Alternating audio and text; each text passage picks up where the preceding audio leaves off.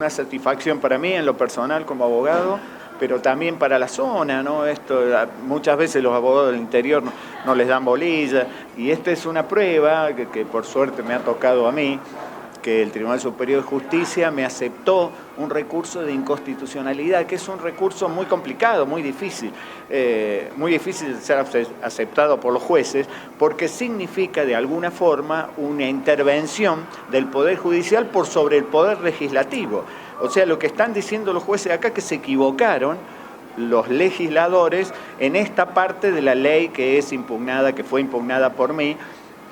Por supuesto que en una primera etapa, que fue en el propio juicio, el tribunal, la Cámara Criminal de Cruz del Eje rechazó mi pedido de inconstitucionalidad, lo cual me permite, por apelación, elevarlo y llevarlo al Tribunal Superior. Doctor, y esto sienta un precedente muy particular, porque para que la gente entienda, en este caso la ley preveía cierta condena, cierta cantidad de años, y usted logró que se modifique eso de parte de la Corte Suprema de Córdoba, ¿no? Exactamente.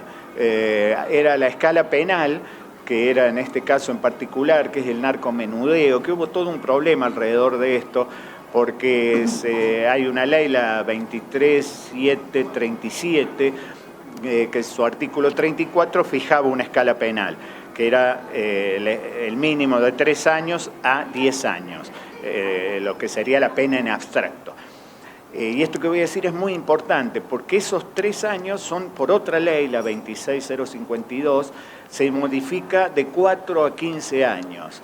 ¿Qué significa ese año de diferencia? Que no se puede pedir hasta 3 años, podemos pedir el cumplimiento condicional de la condena. Pasando los 3 años no se puede. Entonces es un tema muy trascendente en lo que hace a la defensa de personas imputadas o condenadas sobre este tema, ¿no? Doctor, bueno, decíamos las dos cosas. Por un lado, lo histórico de esto, ¿no? Porque me parece que a ustedes, hasta como abogados mismos, por ahí sorprendidos de que la Corte responda a favor, pero por otro lado se siente un precedente que deja una puerta abierta para muchos otros casos, ¿no? Por supuesto. Lo que hace el Tribunal Superior, que además esto creo que es absolutamente inédito, directamente ordena al tribunal que baje la pena.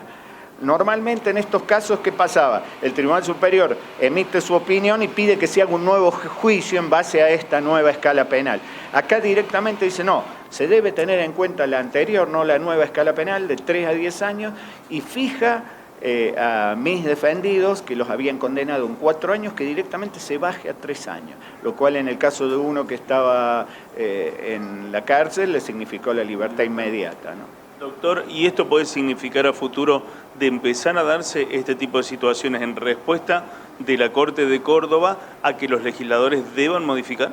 Y muy probablemente esto suele sentar precedentes. La jurisprudencia es una de las fuentes del derecho, hace de la ley, es la más importante, pero la jurisprudencia, y más cuando se trata de tribunales superiores como este caso, sientan jurisprudencia. Este caso seguramente va a ser citado por muchos colegas y lo pedirán también al Tribunal Superior que falle en base a este caso, ¿no?